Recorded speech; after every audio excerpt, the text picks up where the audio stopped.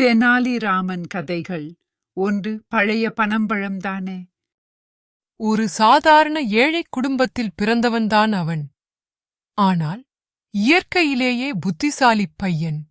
அவனோடு சேர்ந்து விளையாட அவன் வசித்த தெருப்பிள்ளைகள் அனைவரும் அவனிடம் போட்டி போட்டுக்கொண்டு ஓடி வருவார்கள். அவன்பால் அத்தனை பிரியம் அவர்களுக்கு. மற்றவர்களை சிரிக்க வைக்கும் பழக்கம் அவனிடம் இயற்கையாகவே அமைந்திருந்தது. அதன் பிறகு கேட்க வேண்டுமா? அவ்வூரில் எங்கு பிள்ளைகள் தம்பலாய் கூடிக் கொல்லென்று அவ்வூரார்லோ அங்கெல்லாம் தெனாலிராமன் இருப்பான், அவசியம் இருப்பான். மற்றவர்களைச் சிரிக்க வைப்பதற்கென்று வேறு எதையோ தேடிக் கொண்டு போக மாட்டான். அங்கு இருக்கும் அவன் அப்பொழுது பார்க்கும் பொருளையோ சூழ்நிலையையோ தன் சிரிப்புக்கு பயன்படுத்திக் கொள்வான். அது இயற்கையாகவும் அமைந்துவிடும். உனக்கு மாத்திரம் எப்படியடா மற்றவர்களைச் சிரிக்க வைக்க முடிகிறது என்று கூட பிள்ளைகள் கேட்பதுண்டு. அதற்குச் சரியான பதில் அவனுக்குச் சொல்லத் தெரிவதில்லை. நான் சொல்லுவதைக் கேட்டு நீங்களும் அப்படிச் சொல்லலாமே, மற்றவர்கள் சிரிப்பார்களே என்பான். அது எப்படி என்பார்கள்? அவ்வளவுதான். வயது ஆக நிகுவென்று வளர்ந்துவிட்டான் தெனாலிராமன். ஆனால் பிழைப்பு ஒன்றும் கிடைக்கவில்லையே. அந்த ஊருக்கு புதியதாய் ஒரு சந்நியாசி வந்திருந்தார். ஜடாமுடியுடன் கையில் தண்டும் கமண்டலமும் வைத்துக்கொண்டு பரம் ஞானியாய் விளங்கினார் அவர். அங்கு அவர் வந்த நாளிலிருந்து மழை கொட்டு கொட்டு என்று கொட்டத் தொடங்கிவிட்டது. அநேக ஆண்டுகளாக மழைக்காக ஏங்கிக் கிடந்த அவ்வூர் மக்களுக்கு மட்டற்ற மகிழ்ச்சி. அந்தச் சந்நியாசியை போற்றினர், புகழ்ந்தனர். மகா புண்ணியவானாக இருக்க வேண்டும், அதனால்தான் அவர் நம் ஊருக்கு வந்ததிலிருந்து மழை பெய்யத் தொடங்கியது என்று மக்கள் பேசிக் கொண்டார்கள். ஆனால் தெனாலிராமனுக்கோ மக்களுடைய அந்தப் பேச்சு பிடிக்கவே இல்லை. ஒரு நாள் அவன் அவ்வூர் சாலையோரமாகப் போய்க் கொண்டிருந்த பொழுது வழியில் ஒரு சிறு கும்பலைக் கண்டான். கூடவே எட்டிப் பார்த்தான். அங்கு அந்த சந்நியாசி அமர்ந்திருப்பதைக் கண்டான். அடடா, இவரைத்தானே நாம் பார்க்க வேண்டும் என்றிருந்தோம் என்று அங்கேயே தங்கிவிட்டான். அவரவர் அச்சந்நியாசியை வணங்கி ஆசீர்வாதம் பெற்றுச் சென்றனர். சிலர் பழங்களைக் கொண்டு வந்து கொடுத்து அவரை உபசரித்தனர். சற்று நேரத்தில் கூட்டம் குறைந்தது. அப்பொழுது அவர் அருகி சென்றாள் தெனாலிராமன். அவரைப் பார்த்து வெடுக்கென்று, பழைய பனம் பழந்தானே என்றான். அது கேட்ட அச்சந்நியாசி புன்னகை புரிந்து கொண்டார்.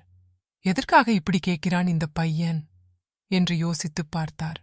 அவருக்கே ஒன்றும் புரியவில்லை. அப்பொழுது அங்கு இருந்த சிலரும், என்ன கேட்கிறான் இவன் என்று தெனாலிராமனை ஆச்சரியத்துடன் பார்த்து நின்றனர். விழிப்பதைப் பார்த்தால் அந்த கதை உங்களுக்கு தெரியாது போலிருக்கு என்று தனக்குத் தானே சொல்லிக் கொண்டான். பிறகு அந்த கதையையே சொல்லத் தொடங்கினான். ஒரு பனை மரத்தின் மீது காகம் ஒன்று உட்கார்கிறது. உடனே அந்த மரத்திலிருந்து பனம்பழம் ஒன்று தொப்பென கீழே விழுந்தது. அதைக் கண்ட மக்கள் அந்தக் காகம் அப்படி உட்கார்ந்ததனால்தான் அந்த பனம் பழம் கீழே விழுந்தது என்று பேசிக்கொண்டார்கள். ஆனால் உண்மையில் நடந்தது என்ன தெரியுமோ? அந்தப் பழம் நன்கு பழுத்து கீழே விழ இருந்தது. அந்தச் சமயம் பார்த்து காகம் அங்கு போய் உட்கார்ந்திருக்கிறது என்று அதை விளக்கினான் அவன். அதே போன்று நீங்கள் இங்கே வந்ததற்கும் மழை பொழிந்ததற்கும் முடிச்சு போட்டு மக்கள் இங்கு மகிழ்கிறார்கள். அதற்காகத்தான் கேட்டேன், உங்களை பழைய பனம் பழந்தான என்று. இவ்வாறு சொல்லி சிரித்தான் தெனாலிராமன். அச்சந்நியாசியும் கலகலவென சிரித்துக் கொண்டார். ஆனால் அங்கிருந்த மற்றவர்களோ கசமுஸ் என்று ஏதோ பேசிக்கொண்டு சென்றுவிட்டனர். அதன் பிறகு தெனாலிராமனை அழைத்து தன் பக்கத்தில் உட்கா வைத்துக் கொண்டார் அச்சந்நியாசி. குழந்தாய், நீ நிரம்ப புத்திசாலியாக உள்ளாயே.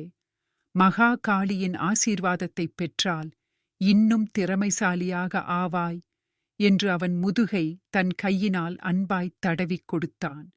அப்பொழுது தெனாலிராமனுக்கு என்னவோ போலிருந்தது. இது மாதிரியான ஆறுதல் மொழிகளை இதுவரை அவனிடம் யாரும் பேசினதில்லையே. அப்பொழுதே, அதோ காளி கோயில் தெரிகிறது பார், இன்றிரவே அங்கு செல். மகா காளியை மனதில் இருத்திக் கொண்டு நான் சொல்லிக் கொடுக்கும் மந்திரத்தை 1008 தடவைகள் உச்சரிக்க வேண்டும். உடனே மகா காளி பிரசன்னமாவாள். ஆனால் அவள் ஊருவைக் கண்டு மாத்திரம் பயந்து போகாதே. மிகவும் தைரியமாக, இரு வேடிக்கை விளையாட்டு மிக்க தைரியசாலி என்றால் மகாகாளிக்கு மிகவும் பிரியம். அப்படியே அவள் ஆசீர்வாதத்தை பெற்று வாரி என்றார். ஓ, அப்படியே செய்கிறேன் என்றான். உன்னுடைய முகப்பொலிவில் உன் புத்தியின் மேம்பாடு பளிச்சிடுவதைக் கண்டு உன்னிடம் இதைச் சொல்லத் தோன்றியது எனக்கு என்றார் சந்நியாசி. தெனாலி ராமனும் அப்பொழுது மிகவும் பணிவு காட்டினான். உடனே அவனுக்கு அந்த மந்திரத்தையும் மிக்க சிரத்தையுடன் சொல்லிக் கொடுத்தார் அச்சந்நியாசி. தெனாலி ராமனும் மிக்க பக்தி சிரத்தையுடன் அம்மந்திரத்தை மனதிலேற்றிக் கொண்டான். உடனே அவனை சென்று விட்டார் அச்சந்நியாசி.